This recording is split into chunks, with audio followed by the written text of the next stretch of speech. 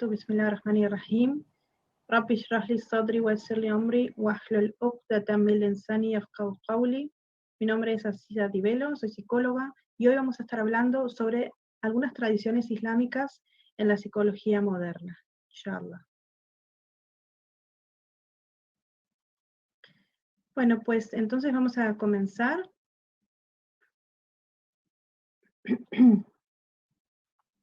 Algunos de los puntos que vamos a tratar hoy, inshallah, es, bueno, empezar debatiendo un poquito, pensando por qué hablar de esto hoy.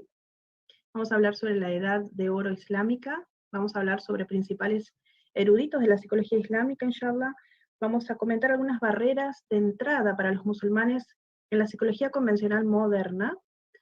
Y por último vamos a finalizar con algunas tradiciones islámicas en la psicología moderna que podemos encontrar hoy en día. Entonces vamos a tomar 5 conceptos islámicos claves para la salud mental en un mundo posterior a la enfermedad COVID-19 que están presentes en la psicología moderna actualmente. Bismillah. Bueno, se asume actualmente que el campo de la psicología se desarrolló en la edad moderna, en la era moderna, que es un campo moderno, y se sabe muy poco sobre las contribuciones hechas por los psicólogos musulmanes de hace siglos. Eso es el punto de partida, ¿vale? Entonces, vamos a pensar un poquito por qué es importante hablar de esto hoy. Realmente encontramos que en nuestras comunidades hay un alto estigma por buscar el tratamiento de salud mental, o sentir que algunas personas no se van a recuperar, o no son comprendidas, incluso si recibieran ayuda psicológica, serían personas que serían excluidas. Eso lo encontramos actualmente. Por otro lado, también es importante que la comunidad médica y psicológica en particular, y la comunidad musulmana también, concretamente, sepan que hay una herencia y una historia muy rica que los musulmanes tienen en relación con la salud mental, en relación a la salud mental de la que podrían realmente enorgullecerse y no lo están haciendo porque se ignora mucho de la sabiduría que encontramos en nuestros antiguos predecesores.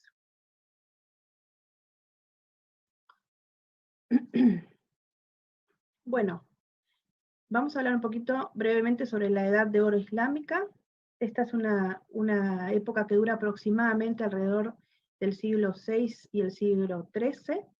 En relación a esa época, sabemos que muchas veces la mayoría de musulmanes se enorgullecen de los avances de la medicina, de los avances de la ciencia, de los avances de las ciencias de la humanidad, pero muchas veces sucede que rara vez se enorgullecen sobre avances sobre la salud mental, sobre lo que hoy, por ejemplo, sería el campo de la psicología y de la psiquiatría. Así que algunas investigaciones que estamos informados actualmente revelaron, y son investigaciones hechas por musulmanes, han revelado sobre muchos manuscritos que pertenecen a esa edad dorada, ¿vale? Y están enfocados a la salud mental. Como saben, en la edad dorada hubo un despertar de las ciencias y de diferentes saberes. Entonces, claro, uno se pregunta, lógicamente, tendría que también haber habido también un despertar y conocimiento relacionado a la salud mental. Y sin embargo, hoy en día eso no es muy conocido. Entonces, realmente las investigaciones constataron que efectivamente hay un increíblemente y sofisticado conocimiento y realmente moderno que tenía que ver con la comprensión de las enfermedades mentales y de la salud mental en esa época, ¿vale? Así que tenemos muchos eruditos, ¿vale? Realmente hay bastantes, solamente que vamos a mencionar unos pocos, solo por mencionar algunos, ¿vale? En la psicología islámica, inshallah. Y tenemos, por ejemplo, a Abu Zaid al-Balji, que realmente escribió sobre muchas enfermedades y diferentes categorizaciones, por ejemplo, lo que hoy es llamado el trastorno obsesivo compulsivo, o TOC, que es bastante conocido y famoso. Según las formaciones médicas actualmente, se considera que este trastorno, el del trastorno obsesivo compulsivo, es una enfermedad moderna, y que realmente se considera que fue escrita y entendida en el siglo XIX. Sin embargo, incluso se encuentran algunos manuscritos del siglo XVII. Sin embargo, si constatamos y miramos las investigaciones, se observa que Al-Balji, que es del siglo IX, fue ya el primero en describir y clasificar lo que hoy en día es conocido como trastorno obsesivo compulsivo. Claro que no era llamado con ese nombre, pero no solo se describió, sino que se descifra su sintomatología, incluso se explica todo su tratamiento, cómo debe ser el tratamiento.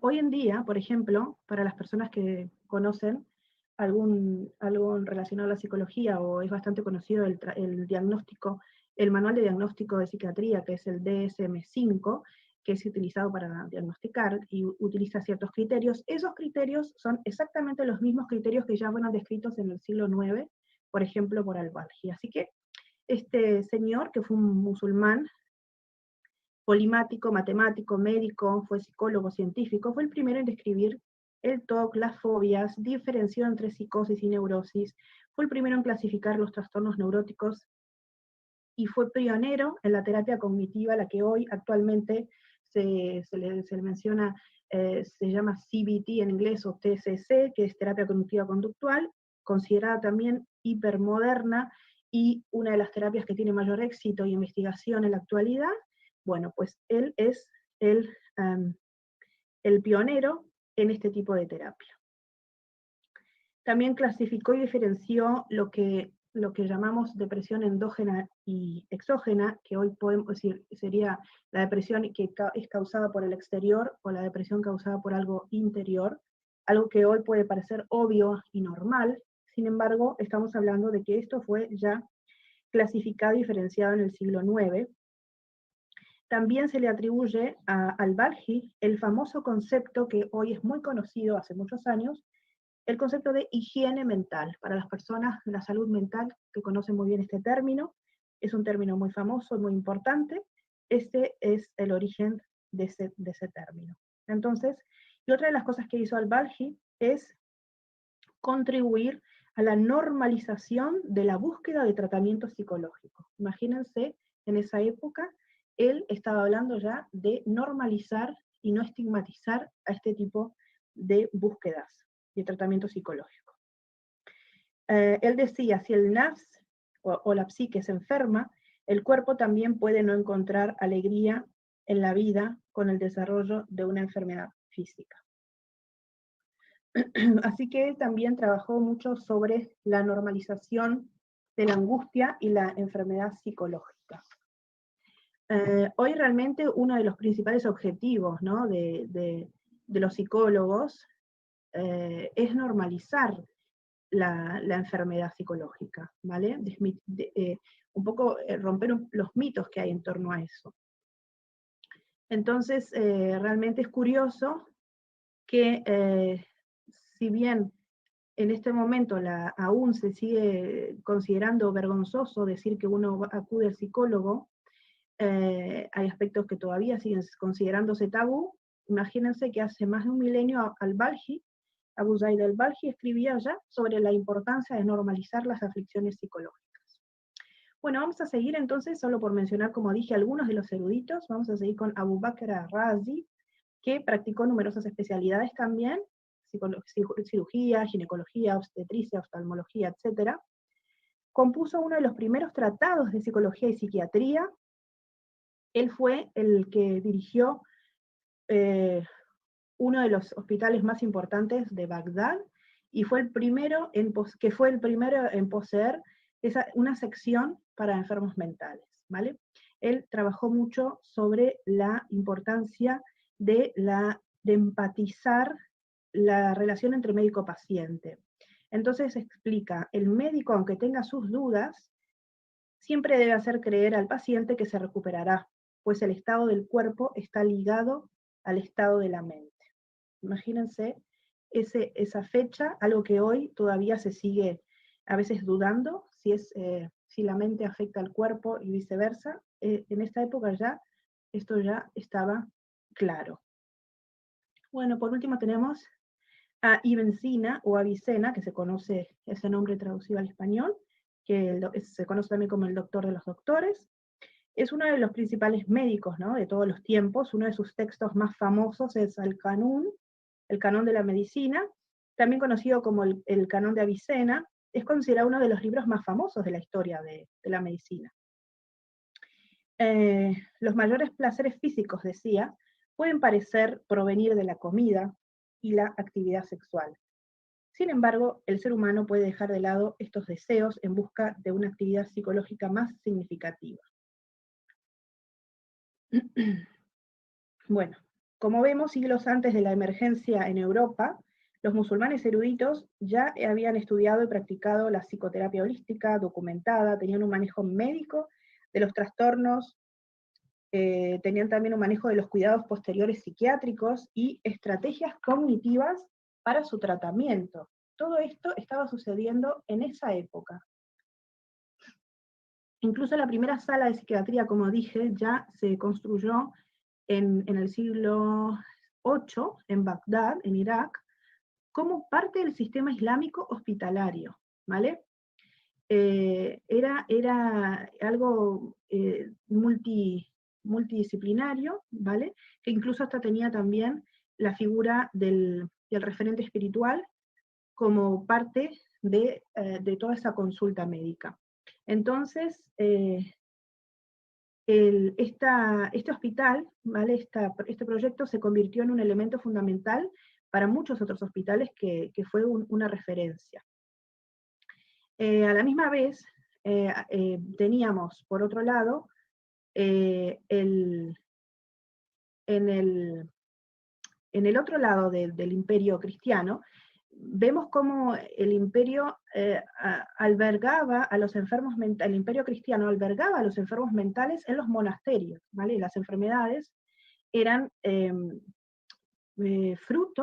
considerados fruto de las posesiones demoníacas, frutos de la magia, etc. Entonces es muy diferente a lo que estaba sucediendo en el mundo musulmán, ¿vale? En el mundo musulmán estaba sucediendo la era dorada y estábamos ya hablando de trastorno obsesivo compulsivo, diferenciando entre la psicosis y la neurosis, depresión exógena y endógena, y un montón de conceptos que hoy en día son básicos en la psicología y la psiquiatría, y sin embargo por el otro lado estaban, bueno, pues encerrando a las personas como por posesiones demoníacas, locas, magia y tal, conceptos que sí que consideramos que también son válidos en nuestra tradición islámica, pero que no son la única causa, ¿no?, de las enfermedades mentales. La motivación religiosa musulmana, ¿vale?, era obviamente basada en el Corán y la Sunna, que dice, por ejemplo, tenemos una de las ayat, dice: los haré ver mis signos de los horizontes, y en ellos mismos hasta que se les haga evidente la verdad. ¿Acaso no es suficiente tu Señor como testigo de todo? Es decir, siempre la motivación musulmana estaba basada en el Corán y la Sunna, y desde ahí también, como referencia, se partían a llegar a otro tipo de conocimientos. Por otro lado, relacionándonos ahora con la Sharia y con el elemento básico de esta tradición legal islámica, tiene que ver con estudiar y preservar la psique humana, ¿vale? Dice un famoso hadith, muy conocido, dice: en realidad en el cuerpo hay un trozo de carne, que si está sano, todo el cuerpo está sano, y si está corrupto, todo el cuerpo está corrupto. En verdad, ese es el corazón. El corazón islámico, que es el qalb, ¿vale?, es el centro de nuestro ser, es el lugar donde reside la fe, la taqwa, la piedad del creyente. No es el corazón emocional al que solemos conocer, tiene que ver con el concepto de qalb, es un concepto mucho más amplio. ¿Vale? Entonces, pensando un poquito ahora, y vamos a preguntarnos, ¿qué podemos sacar, o qué pueden sacar de provecho este tipo de investigaciones? ¿Qué podemos sacar de provecho de este tipo de investigaciones, sobre todo a la luz de personas, no solo de nuestra comunidad musulmana, sino también personas de fuera, que puedan mirar a los musulmanes desde fuera y empiecen a entender y a conocer este tipo de investigaciones? Realmente lo que tiene de especial el conocer este tipo de investigaciones y de la realidad de lo que pasaba en esta era, relacionado a la salud mental, concretamente estamos hablando, es que ahora sabemos que los estudiosos islámicos llegaron a entendimientos que hoy solo se llega a través de lo que es toda la etiqueta de la ciencia y de la tecnología, ¿no?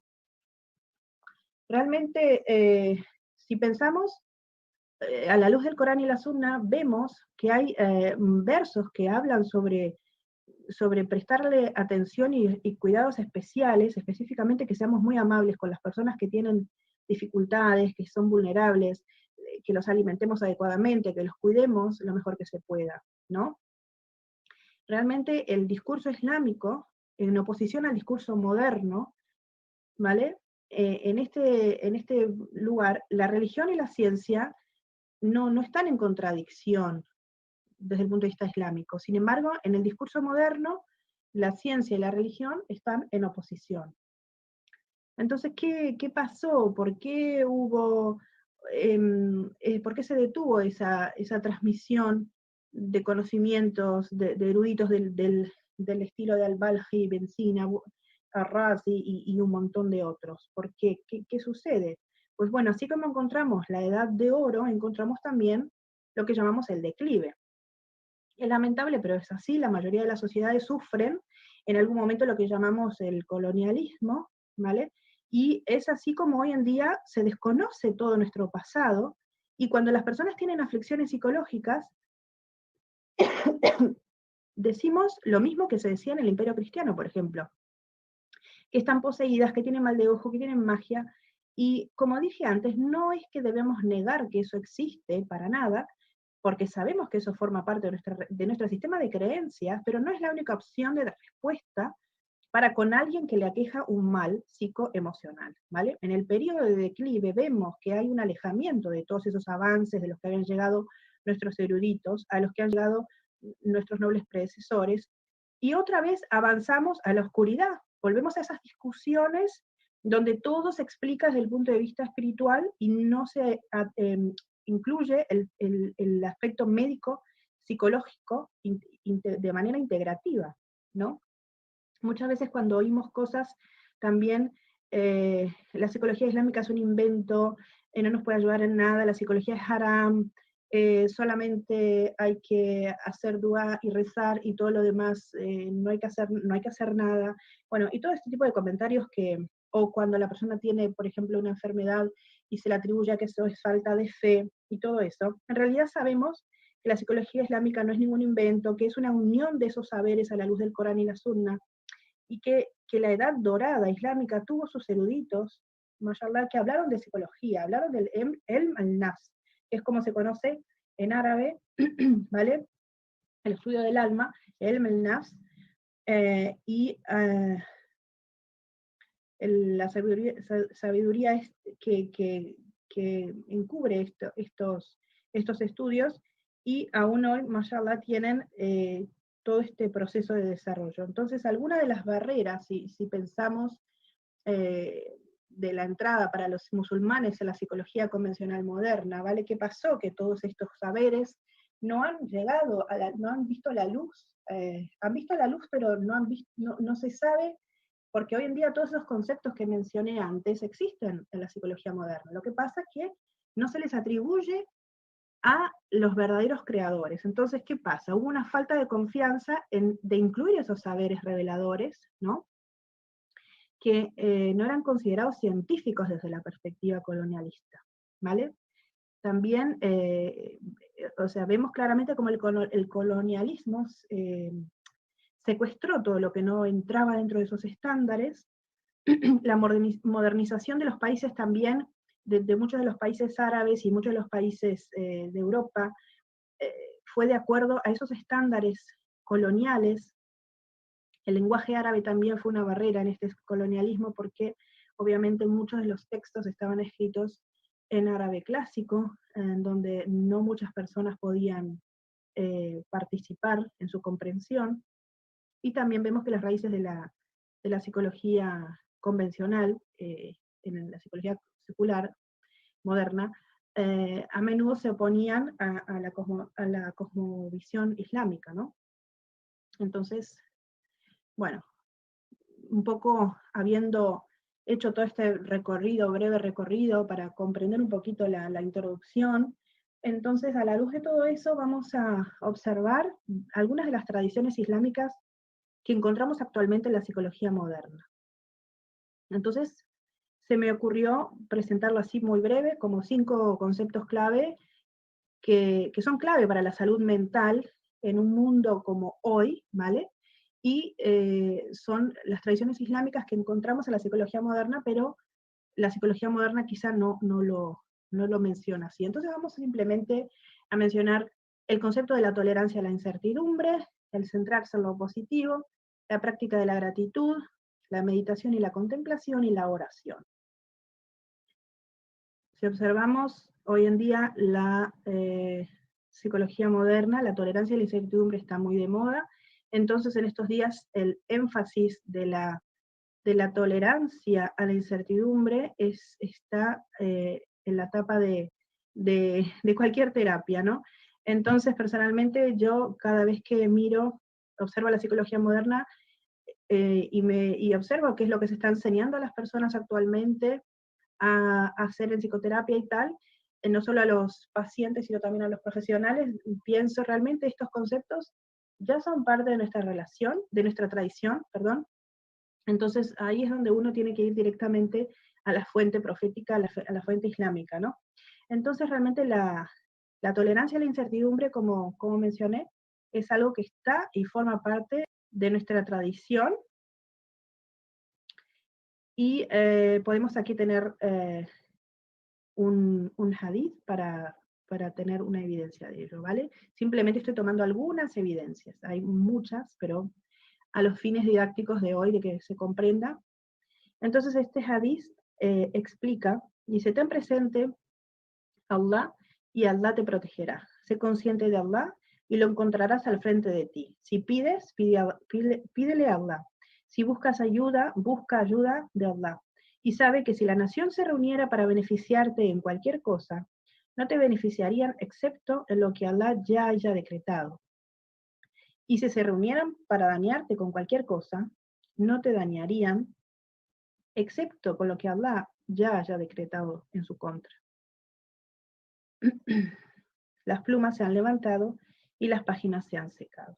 Entonces, realmente las personas anhelamos certeza en la vida, porque nos da esa sensación de seguridad, esa sensación de querer tener toda la vida bajo control, pero eso solamente es una ilusión, es una consecuencia de olvidar que solo Allah subhanahu wa ta'ala es el que controla todo. Entonces, como musulmanes sabemos que debemos buscar el equilibrio para que tengamos esa esperanza y todo esté equilibrado, ¿no? Para que realmente nos demos cuenta que todo está fuera de nuestro control, ni ser arrogantes, ni creer que todo está ni fuera de nuestro control absoluto, ni eh, bajo nuestro control absoluto. Entonces, nuestros eruditos dan ejemplos de lo que el creyente posee, este concepto de esperanza y miedo, ¿no? Que como también se ha mencionado, como 2 alas de un pájaro, ¿no? Entonces, como si un ala de un pájaro fuera el miedo y el otro ala del pájaro fuera la esperanza, las 2 alas son necesarias para sostener el vuelo, ¿no? Entonces el mantenimiento del justo equilibrio entre el miedo y la esperanza es importante, y es algo que nuestro din enfatiza muy, muy fuertemente. Entonces, la tolerancia a la incertidumbre, cuando nosotros trabajamos el concepto del qadr de Allah, de la predestinación divina, es algo que da muchísima paz. ¿vale? Cuando escuchamos hablar en los conceptos en las psicologías modernas, cuando habla de los conceptos de la tolerancia a la incertidumbre, de que todo es por algo, y que el universo sabe lo que hace, y todas esas cosas, realmente es importante que nuestros nobles predecesores, que son los que vinieron antes que de nosotros, estudiaron el hadith. Este concepto es muy importante porque realmente hoy en día podemos encontrar la evidencia sobre cómo manejar la incertidumbre, ¿vale? La tolerancia a la incertidumbre, la ansiedad y todo eso, también con todos estos mecanismos islámicos que podemos extraer de nuestros antiguos predecesores sobre el afrontamiento y la resiliencia. Recordemos entonces que la declaración del imam Ibn al-Qayyim al-Jawziyya es: el corazón en su viaje hacia Allah, subhanahu wa ta'ala, es como un pájaro. El corazón del creyente es como un pájaro cuya cabeza es el amor, la esperanza y el miedo son sus dos alas.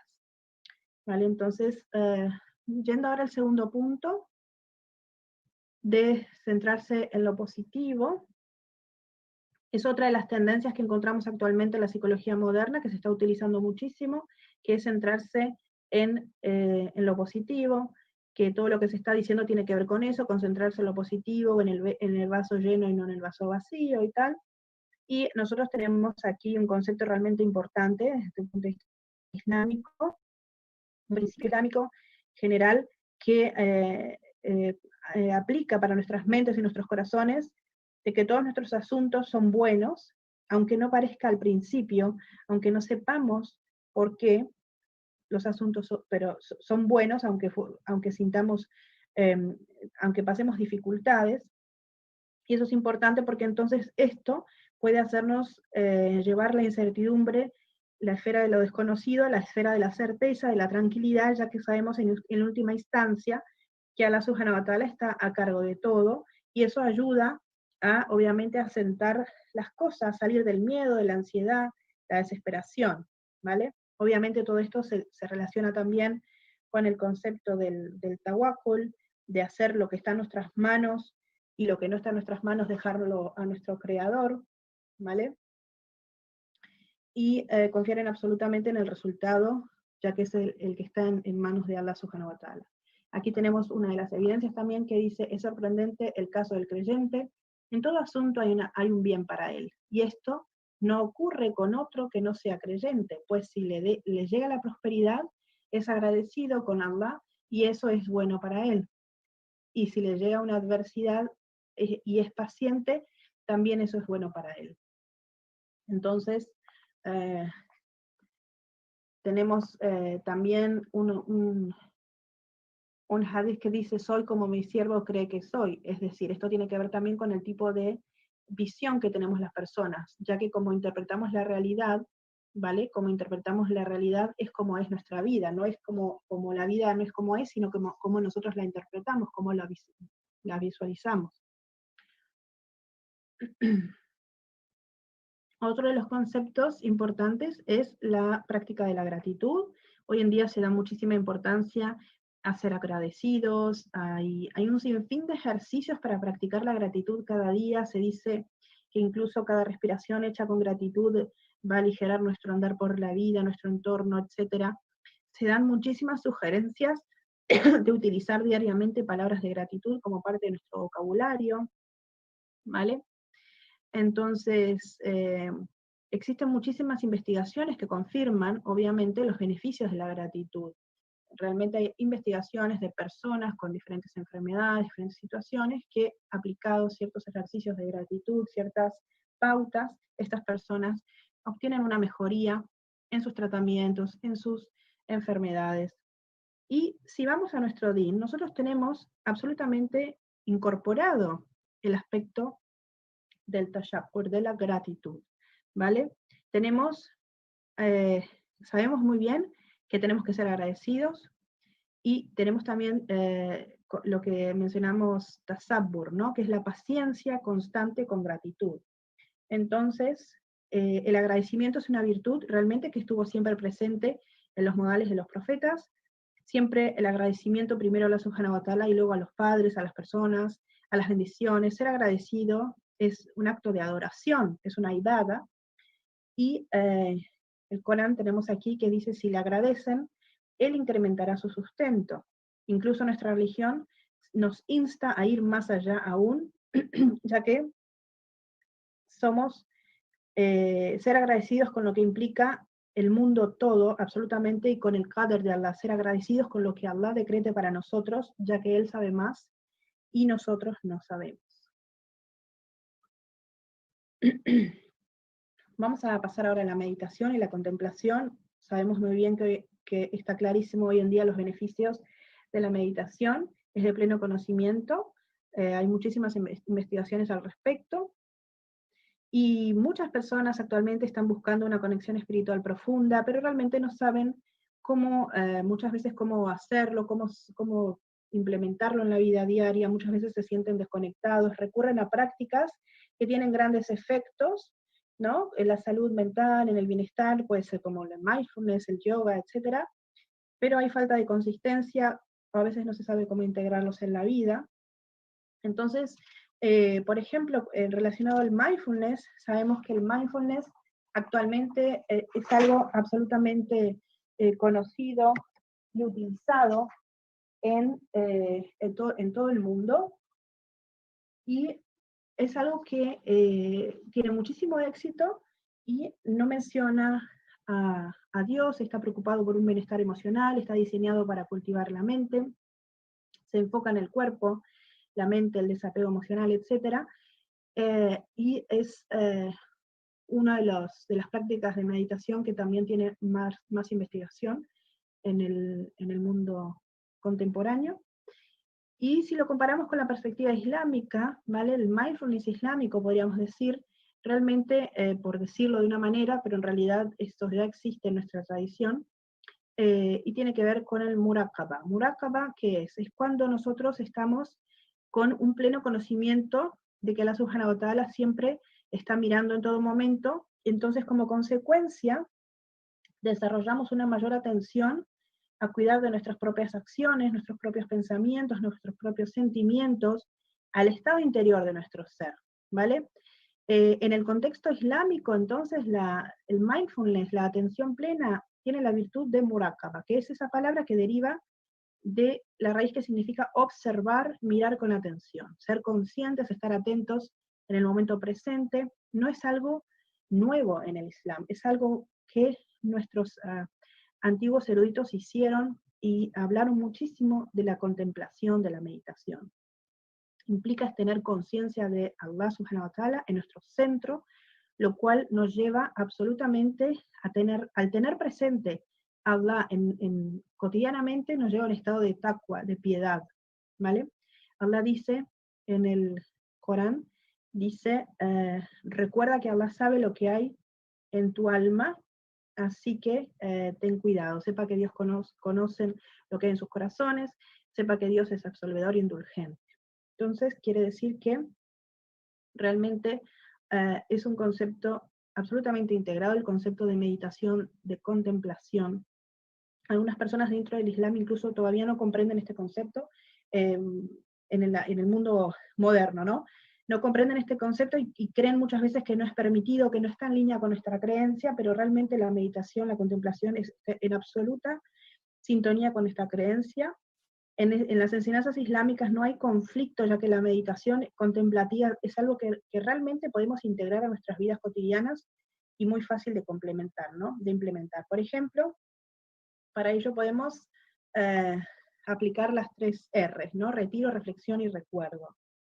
A menudo la gente piensa que la palabra retiro tiene que ver con irse a un lugar físico, pero realmente el retiro espiritual no necesariamente tiene que ser irse a un lugar físico lejano, ¿no? A veces pensamos, cuando decimos estas palabras, pensamos en Etekaf, en Ramadán, pero realmente no tenemos que esperar ni que llegue el Ramadán, ni tenemos que ir a la mezquita, ni tenemos que ir a un lugar específico. Cada instante puede ser un momento de retiro, de reclusión espiritual, con esta flexibilidad de hacerlo en cualquier lado, en cualquier momento, en cualquier periodo del año, del día, de la semana. Es un hábito diario que tenemos, ¿no? Entonces, nosotros, por ejemplo, tenemos cotidianamente los horarios de la oración, que realmente es un tipo de retiro espiritual, porque cuando levantamos nuestras manos y decimos Allahu Akbar, estamos realmente desconectando, ¿no?, de la pesadez de la dunya, dejamos atrás todas las preocupaciones y sin intermediarios reflexionamos sobre lo que decimos, con conciencia de nuestras palabras y nuestros movimientos, y reflexionamos sobre las bendiciones, contemplamos, recordamos a Allah. Entonces hacemos dhikr, ¿no?, en este recuerdo de Allah. Entonces aquí tenemos las 3 R's: retiro, reflexión y recuerdo. Por último tenemos la oración, ¿vale? Es una de las cosas que también hay muchísima investigación hoy en día. La oración no religiosa, hay muchas investigaciones relacionadas a la oración no religiosa, es decir, a que las personas oren, supliquen, sin tener una religión específica. Eso ya ha constatado que tiene beneficios psicoespirituales, beneficios físicos también, fisiológicos, y nosotros tenemos entonces algo anclado absolutamente en nuestra religión, que es la salat, la oración, y tenemos muy claro que es algo beneficioso, es algo obligatorio para el creyente, porque tiene una sabiduría, hay una sabiduría muy clara, y tenemos aquí la evidencia del Corán y la Sunna: busca ayuda a través de la paciencia y de la oración, ¿vale? Entonces, realmente cuando la llamada al adán, lo que dice es Hay al-Salah, Hay al-Falah, ven a rezar, ven al éxito. Es una cuestión que está absolutamente asociada. Quienes rezan, quienes oran, ¿vale?, quienes se someten a Allah Subhanahu wa Ta'ala, quienes le imploran solo a Él, son las personas que tienen éxito en el final. Entonces, llegando un poquito al final, podemos ir concluyendo que realmente la pregunta, como dice Post igual, de la pregunta práctica para los médicos y para todas las personas de la salud mental, ya no es si abordar lo sagrado en psicoterapia con pacientes religiosos y espirituales, sino más bien las preguntas son ¿cuándo y cómo abordar lo sagrado? ¿Vale? Está clarísimo que esto es algo que tiene un efecto absolutamente beneficioso para la salud. Por último, como conclusión de toda esta conversación, que intenté resumir de la manera más práctica posible, aunque es bastante contenido, pero espero que haya sido lo más claro posible. Entonces, podemos ver que a raíz de todas estas de comprensiones, ¿no?, de las contribuciones históricas que hubo de nuestros eruditos en la psicología islámica, tener este conocimiento y comprender estos orígenes puede servir como un primer paso hacia una atención psicológica integral, espiritualmente integrada a la comunidad musulmana, ya que la población que necesita atención psicológica, que en realidad puede ser cualquier persona en cualquier momento de la vida, aún sigue siendo marginada en el mundo islámico en el campo de la salud mental. Entonces realmente comprender que tenemos en nuestras tradiciones absolutamente integrado este aspecto del campo de la salud mental nos da mucha tranquilidad y es un paso hacia poder tener una atención psicológica integrada espiritualmente. Les dejo por aquí el contacto. Cualquier cosa me pueden contactar en estos lugares. Quiero que este conocimiento sea de beneficio y que nos aporte para ser unas mejores personas y contribuir a nuestra comunidad con este pequeño grano de arena que lleve luz, aporte conocimiento y tranquilidad a nuestros corazones.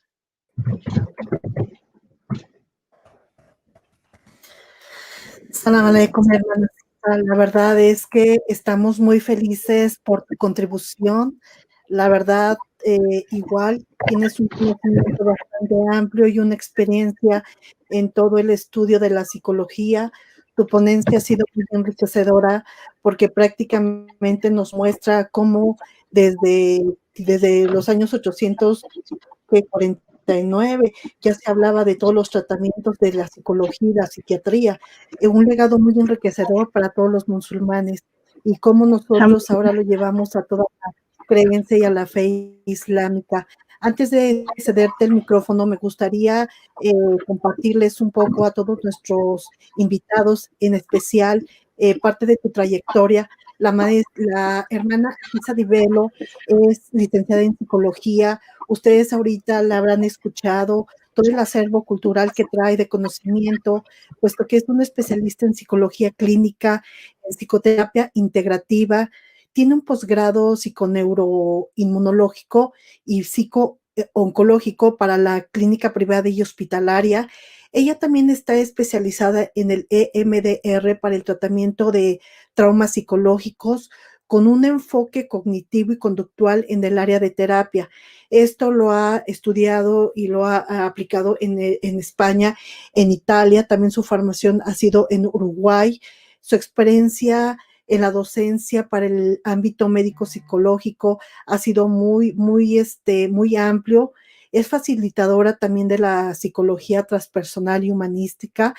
Si pudieron escuchar un poco de su ponencia, ella también habla de toda la parte de la gestión del estrés, de la ansiedad, del mindfulness. Ella lo estudió en España y en Estados Unidos. Como se dan cuenta, ella es una motivadora y a una auténtica autora de cómo salir adelante, cómo enfrentar ciertas circunstancias. También es una especialista y coach en el empoderamiento personal y habilidades de liderazgo, lo cual es un placer para nosotros, hermana, poder contar con todo tu conocimiento y poderlo compartir a todas estas hermanas y a todo nuestro foro, en particular de musulmanas latinas.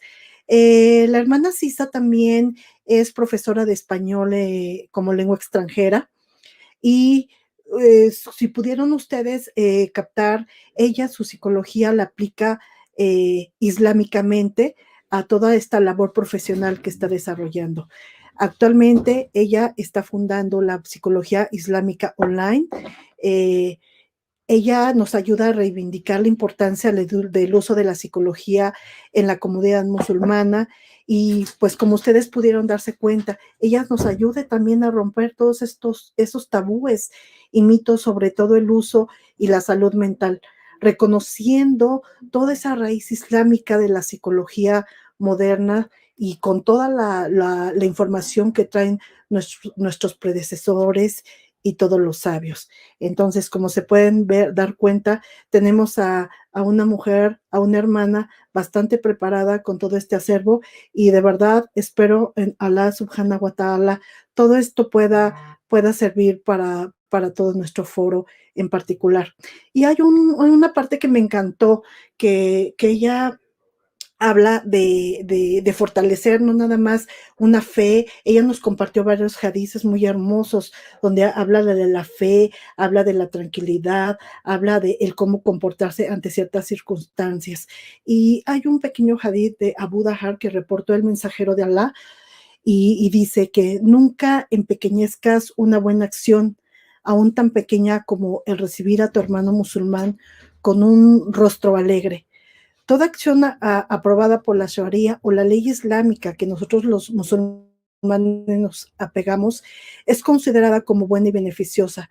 No importa cuán pequeña la considere la gente, incluso el recibir una sonrisa de otra persona con un rostro alegre es una virtud dentro del Islam. Aunque parezca insignificante para otras personas, es muy importante a veces también centrarnos en los buenos modales. Así que, hermana Asisa, gracias por este gran espacio que nos brindas, y no sé si hay algunos comentarios dentro de esta ponencia de lo que fueron tradiciones islámicas en la psicología moderna, o si quieres cerrar con algunas palabras, querida hermana, es tuyo el foro. Salamu alaikum, rahmatullah. Un gusto, un placer por estar aquí. Muchas gracias, hermana, por también tu dedicación y por comprometerte también a esta bella tarea de moderadora, mashallah, que también es muy, muy importante, ¿no? Tener gente como tú que estén aquí lidiando y liderando también este maravilloso congreso. En realidad creo que hay tanto por decir que, bueno, primero decirles a todas las personas que si tienen alguna pregunta, alguna duda, alguna consulta, no duden en conectarme de la manera que sea, luego estarán por ahí los contactos, yo creo que los podrán facilitar. Si no, buscan Claro por que mi nombre en Instagram, psicóloga.asisa. Bueno, en fin, por Instagram hay muchas cosas y Facebook y tal. Y básicamente cerrar un poco con eso, ¿no? Con comprender, como bien dije, pues que hay muchas tradiciones islámicas que están hoy en día en nuestra psicología moderna. Yo me he asombrado muchísimo siendo psicóloga, ¿no? Me imagino que la gente que no está en esta rama, en este ámbito, le puede parecer como todo muy lejano, ¿no? Pero uno que está pues, muy metida hace muchos años y empieza a ver como hoy en día, ya hace unos años, empiezan a tratar temas y traerlos de una manera como el gran descubrimiento, ¿no? Y entonces yo me empecé como a decir, bueno, pero esto en realidad en el Islam ya lo hacemos, bueno, pero esto en realidad, y luego esto un poco mi curiosidad y un poco la investigación que empecé a hacer con todas estas investigaciones que empecé a leer y tal, y la formación y los estudios, realmente cada vez más uno se convence de la revelación de nuestros sabios y de todo el hermoso tesoro que tenemos realmente con absolutamente todos los temas. Es que era obvio que todos nuestros antiguos predecesores tenían que haber hablado también de esto, ¿no? Porque muchas veces se conoce que la matemática, que la astronomía, que esto, no, pero decíamos, pero ¿cómo es posible que no hayan hablado de estas cosas, no? Pero bueno, hubo un filtro, hubo o esta resistencia, ¿no?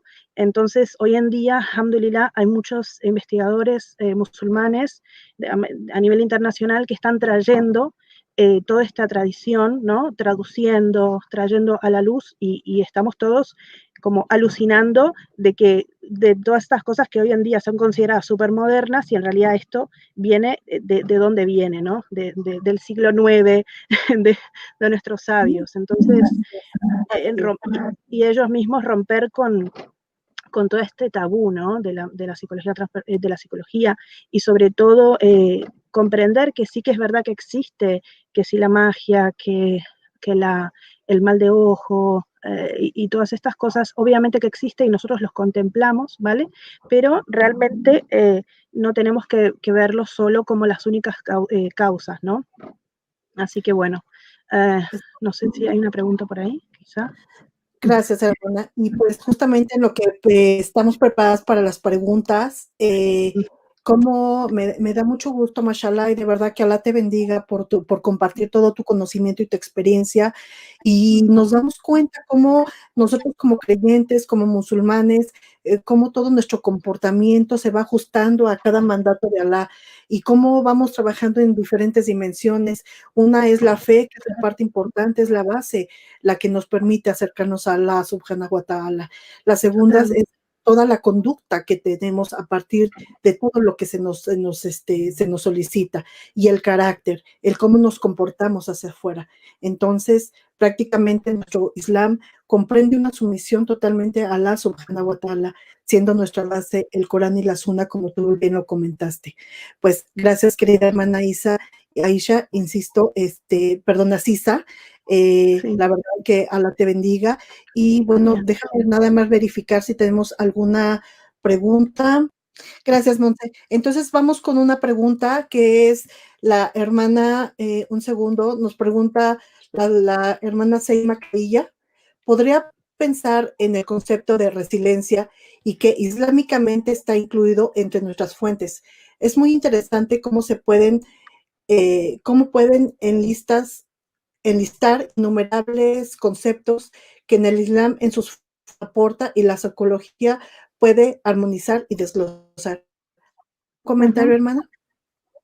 Sí, no, en realidad ella creo que no está, creo que está como afirmando, ¿no? Me parece como que sí, realmente el concepto de Exacto, resiliencia es está como afirmando, es correcto, absolutamente claro, integrado claro.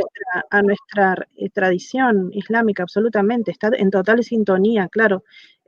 Allah no nos exige algo que esté por encima de nuestras capacidades, todo lo que sucede en nuestra vida es por algo, tenemos siempre Es correcto. como esa esperanza, entonces realmente las cosas son vistas desde otro lugar, pensamos no solo en esta vida, sino en otra vida, o sea, tenemos muchos conceptos que hacen a nuestra resiliencia en cualquier situación cotidiana, ya sea una situación simple o una situación compleja. Absolutamente está en sintonía con nuestra tradición islámica, la resiliencia. Alhamdulillah. Uh-huh. Mashallah. Gracias, hermanita. Y por último, la siguiente pregunta sería, ¿cómo puede aplicarse la psicología moderna en cuanto al tema del uso del pañuelo para las musulmanas que tienen que anunciar a sus familiares no musulmanes? ¿Cómo debe ser este acto de la nueva musulmana para que su familia comprenda? Si nos puedes ayudar, uno de nuestros temas también del foro es justamente el velo como tal. Independientemente de todo esto, tu opinión es muy enriquecedora. ¿Sí? ¿Partes, hermanita? Creo que inshallah sí, alguna hermana va a tratar ese tema. Creo que es un tema que da para largo, ¿no? Pero básicamente lo que podría comentar así ahora sería, por ejemplo, nosotros tenemos en el Islam lo que es el concepto de gradualidad, ¿no? Bastante de moderación y gradualidad. Es un concepto que es muy importante tenerlo en cuenta. Entonces, en ese sentido, siempre es ir siempre paso a paso, no hacer algo que, o sea, no se nos exige una cosa que nos vaya a poner en una situación de exposición o de compromiso tal que no podamos lidiar, ¿no? Entonces, siempre recordar esto de la gradualidad, la moderación, y hay cosas a veces que realmente, yo entiendo que lo del pañuelo es súper importante y como también conversa, hasta que no te pones el pañuelo, a veces es como que sientes que, ¿no? Esa parte de la identidad que como que la necesitas trabajar, ¿no? Hacia el exterior también, y eso es súper importante. Pero puedes empezar haciéndolo de manera gradual y en lugares en donde te puedas sentir más protegida, donde vas cogiendo tu confianza, focalizando más tu identidad, pero sobre todo a los pasos más importantes y los primeros pasos tienen que ver siempre con la comprensión de nuestra creencia, la oración y estas cosas que forman parte de nuestra akida es lo que nos va a fortalecer a poder llevar luego a cabo actos que son más externos quizá, ¿vale? Entonces la oración, la súplica, el recuerdo de Dios y todas estas cosas como base para que luego, cuando queremos mostrar hacia afuera, tenemos un poquito más de seguridad, ¿vale? Entonces todo esto de la autoestima, de la seguridad es algo que hay que ir trabajando y se puede, para eso es importante tener buenos referentes, no solo buenos referentes religiosos, sino también buenos referentes comunitarios de hermanas, grupos de mujeres, que siempre nos recuerden a Allah, que nos favorezcan, que nos fortalezcan, ¿vale? O sea, fortalecer la autoestima es súper importante en todo este proceso.